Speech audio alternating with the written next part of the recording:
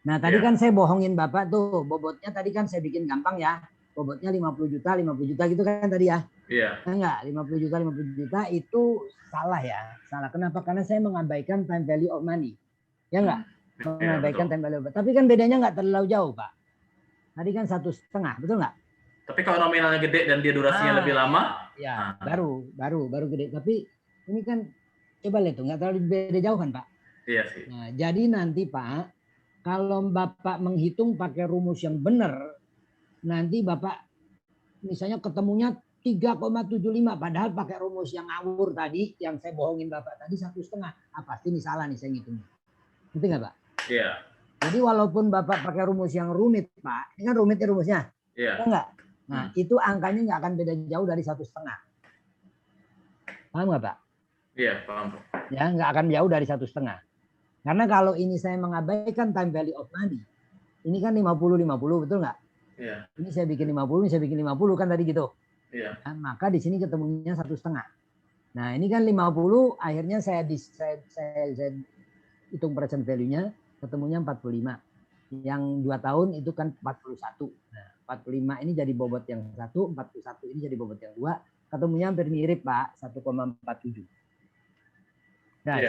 Nah, jadi dengan demikian saya bisa mendefinisikan apa itu durasi. Durasi, apakah durasi, ya kan, atau duration bahasa Indonesia. Durasi adalah ya rata-rata jangka waktu cash flow. Ya, durasi itu apa? Durasi itu rata-rata jangka waktu cash flow. Ya, kalau cash flow-nya cuma 1, ya nggak perlu dirata-rata, berarti ya itu. Betul nggak Pak? Betul nggak Pak? Halo Pak, pada kemana nih? Ya, rata-rata jangka waktu cash flow. Cash flow-nya kan tadi kan contohnya ada yang setahun, ada yang 2 tahun gitu kan. Ada yang setahun, ada yang 2 tahun. Jadi nanti cash flow-nya itu ada yang 1 tahun, ada yang 2 tahun. Jadi antara 1 sama 2, berarti pasti 1 koma. Betul nggak Pak? Iya Pak. Nah, gitu loh. Jadi cash flow-nya itu ada yang setahun, ada yang 2 tahun. Kalau di rata-rata pasti antara 1 dan 2, pasti 1 koma berapa. Ya. Jadi rata-rata jangka waktu cash flow, rata-rata tertimbang. Rata-rata tertimbang. Ya, rata-rata tertimbang jangka waktu cash flow ya dengan penimbang atau dengan bobot, ya rata-rata tertimbang kan pasti pakai bobot ya Pak. Iya. Dengan bobot sebesar sebesar present value dari cash flow yang bersangkutan. Dari cash flow yang bersangkutan. Nah, itulah Pak definisinya. Ya. Jadi durasi itu adalah rata-rata tertimbang jangka waktu cash flow dengan bobot sebesar present value dari cash flow yang bersangkutan. Ya, Pak? Ya. Oke, Pak? Ya, Pak. Nah, iya, Pak. Tuh ya, oke ya. Nah, sekarang saya minta Anda kerjakan ini ya. Minggu depan saya tagih. Ya. Minggu depan saya tagih. Anda harus sudah mengerjakan ya. Iya, Pak. Jadi begini. Jadi saya minta Anda mengerjakan ya. Nanti ini kan saya kirim juga nih. Ini PR nih ya, benar-benar nih. Ya, PR, Pak. Ya. Ini PR. Jadi hitung durasi obligasi berikut ini. Pak, hitung durasi obligasi berikut. Ya, obligasi tahu kan ya? Iya. Jadi A, obligasi nominal 100 juta rupiah. Nah, 100 juta rupiah. Bunga misalnya 5%, ya, 5%. Terus jangka waktu 5 tahun misalnya. Ya, saya minta Anda hitung durasinya. Oke. Nah, ini contoh, saya kasih contoh satu ya. Jadi begini, kalau saya mempunyai obligasi dengan nominal 500 juta dengan bunga 5% per tahun selama 5 tahun, maka cash flow saya jadi gimana? Tahun depan saya akan terima 5 juta, betul nggak? Betul. Ya, tahun berikutnya saya akan terima 5 juta lagi. Betul nggak? 5% kali 100 juta? Ya Iya, nggak? Pak. 5 juta, 5 Pak. juta kan? Iya, 5 juta. Ya. Tahun berikutnya saya terima 5 juta lagi. Tahun berikutnya terima 5 juta lagi. Tahun berikutnya 5 juta lagi. Iya. Enggak, di sini saya terima, selain saya terima 5 juta ini, saya masih terima 100 juta. 100 juta. Nah, gitu ya. Iya. Nah, saya minta Anda menghitung. Jadi ini kan cash flow-nya itu kan ada yang 1 tahun 5 juta. Ya enggak, Pak? Yang 2 tahun 5 juta. Yang 3 tahun 5 juta. Yang 4 tahun 5 juta. Yang di tahun kelima 105 juta. Gitu kan, Pak? Ya. Nah, jadi yang di atas ini jadi bobot. Yang di bawah ini jadi jangka waktu. Betul nggak? Ya, jangka waktunya ini. Jangka waktunya adalah ini. Yang bawah ini nih. Jadi yang ini bobotnya ini. Yang ini bobotnya ini. Yang ini bobotnya ini. Yang ini bobotnya ini. Tapi nanti ini harus di present value-kan dulu. Betul nggak? Ya. 5 juta ini di present value-kan. Yang 5 juta ini juga di present value-kan. Ini juga present value-kan. Present value-kan. Present value-kan. Ketemu. Lalu dikalikan ini. Terus dan seterusnya seperti tadi. Sampai ketemu durasinya sekian tahun. Jelas ya, Pak? Ya, Pak. Ya, Bu. Nah, tuh ya. Nanti yang B obligasi nominal misalnya 200 juta, bunga misalnya 6%. Oke, jangka waktu 5 tahun. Oke. Terus bandar. Ini ya, terus yang C. Ini saya kasih 100 juta dulu aja deh. Biar oke. Ini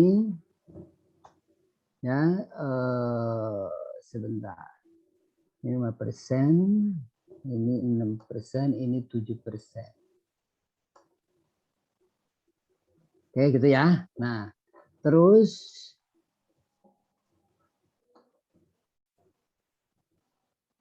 oke. Nah, terus nanti ini ya. Ini berarti kan pertanyaan nomor D ya. Pertanyaan nomor D itu ininya tetap 5%. Nominalnya 200. Enggak, jangan. Biar nominalnya sama dulu, tapi ininya misalnya ini 6 tahun. 6 tahun gitu ya. Oke, atau 4. Bentar. Kalau ini kan tadi bunganya yang lebih gede. Kalau ini misalnya tetap 5%, ininya misalnya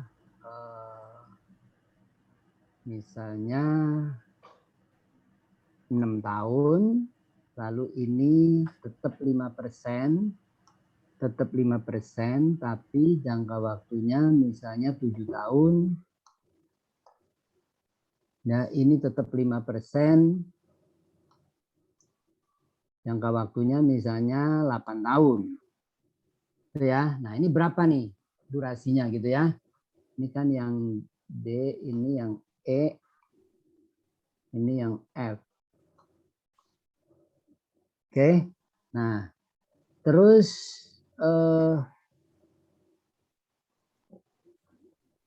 ya, ada lagi misalnya nominalnya yang berubah misalnya ya. Iya, betul. Misalnya ini gini, ini begini, tapi nominalnya berubah misalnya. Dia tetap semua ini, yang lainnya tetap, ya, yang lainnya tetap, tapi nominalnya berubah misalnya jadi 100, jadi 200, jadi 300 gitu kan. Tapi ininya tetap 5% 5 tahun, 5% 5 tahun gitu kan. Ya. Cuman yang berubah cuman nah ini juga 5% 5 tahun.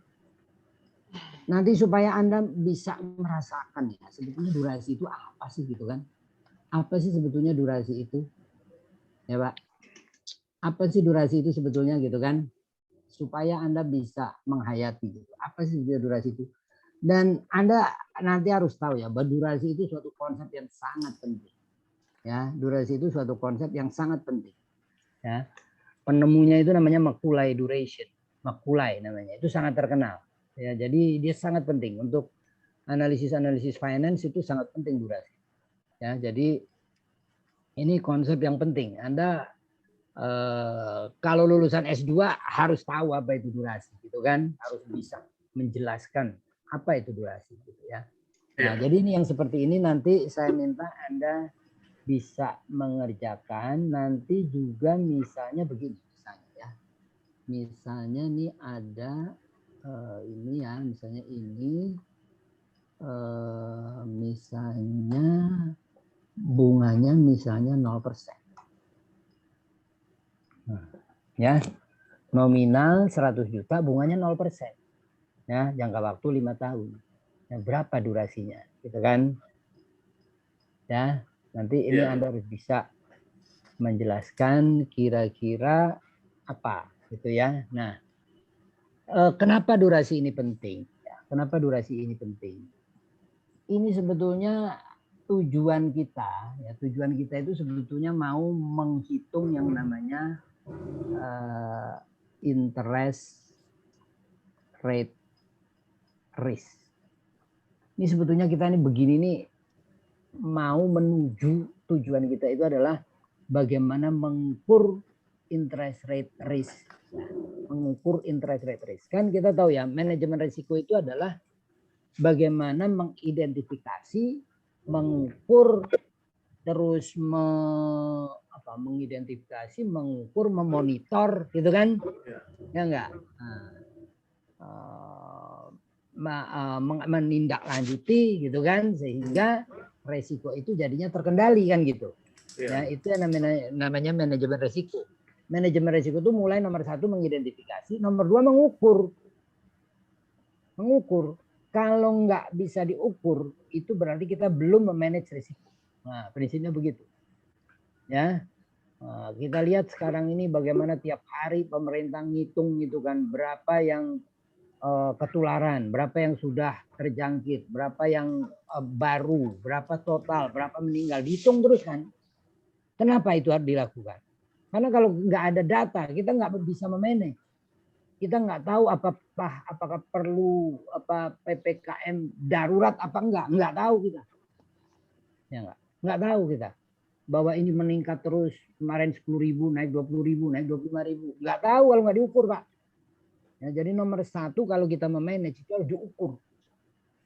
Nah, sekarang interest rate risk itu mengukurnya bagaimana, gitu kan? Gimana mengukur interest rate risk? VAR, Pak. Nah, nanti buntut-buntutnya VAR, Pak. Buntut-buntutnya VAR. Kalau pertama kan mengukur ya, Pak. Pertama mengukur berapa sih interest rate risk kita gitu kan? Yeah. Nah, setelah ketemu interest rate kita sekian. Nah, kemudian menentukan modal yang cukup untuk menghadapi risiko tersebut. Yeah. Nah, itulah yang namanya VAR, Pak. Itu loh. Nah, besarnya modal yang cukup untuk menghadapi risiko tersebut, itu namanya VAR, value at risk. Jadi hartanya pemilik yang kita pertaruhkan. Nah, kita ini kan pekerja profesional, gitu kan? Kita pekerja profesional sebagai risk manager di sebuah bank, gitu kan? Saya risk manager di sebuah bank. Nah, padahal kerjaan bank saya ini kan mengelola dana yang dari masyarakat yang dipercayakan kepada kita, ya kan? Nah, itu kita harus menghitung berapa modal yang dipercayakan pemilik kepada kita, ya, yang kita pertaruhkan, yang dipertaruhkan oleh pemilik. Ya, pemilik itu menyerahkan uangnya kepada kita, itu mempertaruhkan. Mempertaruhkan itu bahasa Inggrisnya at risk. Ya, at risk itu artinya dipertaruhkan. Ya, at risk itu artinya dipertaruhkan. Tahu kan Pak, dipertaruhkan? Iya. Nah, jadi kalau kita masang lotre gitu kan, saya masang lotre ini 5 juta. Kalau saya menang, saya dapat 50 juta. Kalau saya kalah 5 juta hilang, kan gitu. Nah, berarti kan harta saya sebesar 5 juta ini saya pertaruhkan. Betul nggak, Pak? Iya. Ya kan? Harta saya 5 juta ini saya pertaruhkan. Nah, value at risk itu adalah berapa sih harta pemilik bank ini yang dipertaruhkan, diserahkan ke saya untuk saya kelola. Berapa dia? Gitu kan? Nah, itu besarnya harus sesuai dengan resiko yang ditanggung oleh bank. Kan? Harus sesuai dengan risiko yang ditanggung oleh bank. Supaya DPK tahu ya Pak? Dana PA3. DPK itu dana yang berasal dari pemilik, betul nggak? Iya. Supaya dana yang berasal dari non pemilik itu aman. Jadi supaya dana masyarakat yang meminjamkan uangnya ke bank, menyimpan uangnya di bank, merasa aman atau menjadi aman, maka si pemilik itu harus menaruh modal ke banknya itu berapa. Resiko itu harus ditanggung oleh pemilik, bukan oleh masyarakat. Gitu kan? Masyarakat dia pokoknya dia harus dapat sekian persen per bulan, udah. Dan resiko itu yang nanggung harus pemilik. Kenapa? Karena kalau untung juga punya pemilik, betul nggak? Iya. Kalau misalnya seperti bank itu, BCA, ngumumin laba tahun ini misalnya 30 triliun. Emangnya terus deposannya dipanggilin semua, bapak-bapak deposan, tahun ini bank kita dapat laba nih 30 triliun, ini saya bagi-bagi nih, deposan semua dibagi-bagiin duit. Emang begitu Pak? Enggak, itu kan jadi beban, itu kan sudah dikurangin Pak. Nggak ada, deposan sudah dikasih bunga, ya nggak? Iya, betul. Dikasih bunga udah selesai. Kalau bank ini untung, punya pemilik, betul nggak? Betul. Nah, karena itu, kalau bank ini rugi, nggak boleh juga kena DPK. Jelas Pak? Betul. Ya, nggak boleh juga kena DPK. Kenapa? Karena kalau untung DPK itu nggak dikasih, dia udah dikasih bunga, udah diem loh, gitu kan? Ya nggak Pak? Dia udah kasih bunga sekian persen, diem. Kalau gua untung ya buat gua kan gitu. Pemilik kan bilang begitu. Makanya kalau rugi tidak boleh memakan duitnya pemilik, jelas Pak? Betul. Nah, makanya bank pemilik harus mempertaruhkan sejumlah uang yang pas. Nah, itu yang namanya value at risk. Oke, lebih 1 menit ya Pak. Mohon maaf ya Pak. Saya mau akhiri, nanti ini semua saya kirim ya Pak. Bapak-bapak sekalian. Iya Pak. Ya Pak. Mudah-mudahan cukup Oke jelas. Pak, nanti itu Ya Pak, gimana? dalam bentuk apa Pak? Submit ya Pak? Excel Pak, Excel. Excel ya Pak. Halo Pak. Ya, Kalau Bisa Excel. disubmit dalam bentuk apa? Oh iya, oke. Excel. Iya, oke. Jadi Ya, ini Pak. pokoknya pakai Excel semua, jelas. Kemudian Excel ya Pak. Oke Pak, terima kasih Pak. Sampai ketemu minggu depan ya Pak. Makasih Sama-sama Pak. Pak. Terima kasih. Terima kasih Pak Muklis. Terima kasih. Oke, Sampai Pak. ketemu Pak. Sama-sama Pak. Terima kasih.